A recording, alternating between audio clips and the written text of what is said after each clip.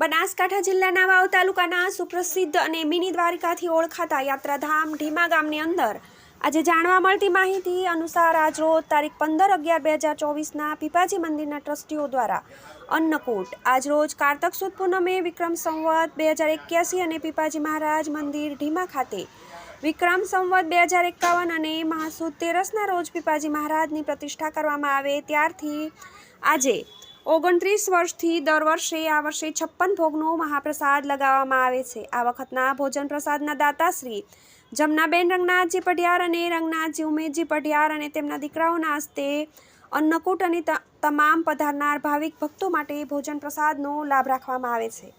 યાત્રાધામ ઢીમા ધરણીધર ધામ ખાતે આગામી કાર્તિક સુદ એકમથી કાર્તિક સુદ પૂનમ સુધી ભવ્ય લોકમેળો ભરાય છે। લોકમેળો અંતિમ ચરણમાં હોય મોટી સંખ્યામાં મહિલાઓ દીપમાળા ભરવા માટે આવે છે।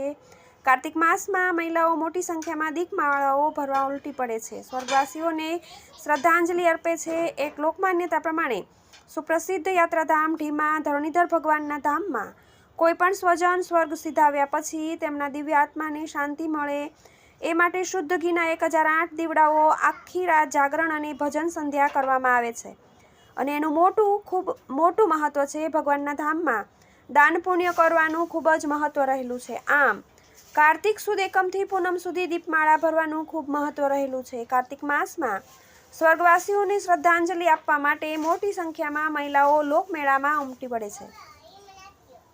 અહેવાલ ઢીમા વાવ બનાસકાંઠા TV 18 ન્યૂઝ। આજ રોજ કારતક સુદ પૂનમ વિક્રમ સંવત 2081 પીપાજી મહારાજ મંદિર ઢીમા ખાતે વિક્રમ સંવત 2051 અને મહાસુદ તેરસના રોજ પીપાજી મહારાજની પ્રતિષ્ઠા કરવામાં આવી ત્યારથી આજે 29 વર્ષ પૂર્ણ થયા છે। દર વર્ષે કાર્તિકી પૂર્ણિમાના દિવસે અન્નકૂટનો 56 ભોગ લગાવવામાં આવે છે અને દરજી સમાજના તમામ શ્રદ્ધાળુઓ ભાવ ભક્તિથી ખૂબ આમાં ભાગ લે છે। દરેકે દરેક વખતે અન્નકૂટના ભોજન પ્રસાદના દાતા રાખવામાં આવે છે।